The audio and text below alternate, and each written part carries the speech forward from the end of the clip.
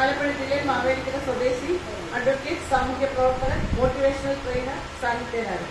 20 വർഷത്തിലേറെ സാമൂഹികവും മനുഷ്യസ്നേഹപരമായ പ്രവർത്തനങ്ങളിൽ സജീവമായി ഏർപ്പെട്ടിരിക്കുന്ന സ്ഥാപനമായ മാവേലിക്കര സാന്ത്വനം പബ്ലിക് ചാരിറ്റബിൾ ട്രസ്റ്റിന്റെ പ്രസിഡന്റാണ്. ധാരാളം അശരണരായവർക്ക് അന്നം പദ്ധതി, മാവേലിക്കര ഗവൺമെന്റ് ആശുപത്രിയിൽ കോർത്തിക്കാട് സാമൂഹ്യാരോഗ്യ കേന്ദ്രത്തിൽ ദിവസവും സൗജന്യ ഭക്ഷണ വിതരണവും ചെയ്തു വരുന്നു.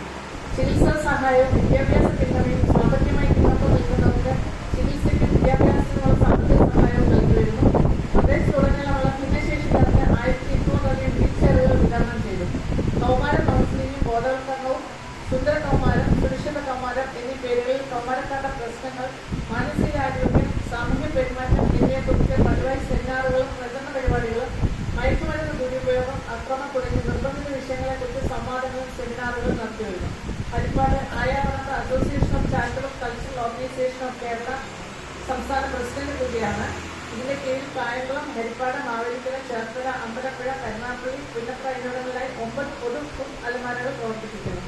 ഇത് വിശക്കുന്നവർക്ക് അന്തസ്സോടെ സൗജന്യ ഭക്ഷണം നൽകുന്നു. അധ്യാപകർക്കും വിദ്യാർത്ഥികൾക്കും വിവിധ സംഘടനകൾക്കും പതിവായി ക്ലാസുകൾ നടത്തുന്ന കുടുംബ കൗൺസിലറായും പബ്ലിക് സ്പീക്കറായും മോട്ടിവേഷണൽ ട്രെയിനറായും പ്രവർത്തിച്ചു വരുന്നു.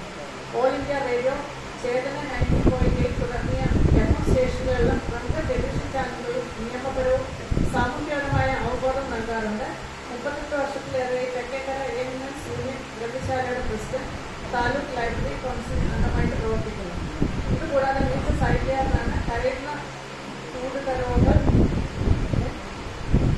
പൊടിച്ചൂടകൾ, പ്രകാശ പൂപ്പൊലി എന്നീ 2 കവിതാ സമാഹാരങ്ങളും കഥകളും ഓർമ്മക്കുറിപ്പുകളും പ്രസിദ്ധീകരിച്ചിട്ടുണ്ട്. മാവേലിക്കരയിലെ കൊട്ടിക്കാടൻ കഥകൾ 2 പതിപ്പുകളായി പ്രസിദ്ധീകരിച്ചു. Mavelikara bar association senior executive member, Ponnera service സഹകരണ ബാങ്ക്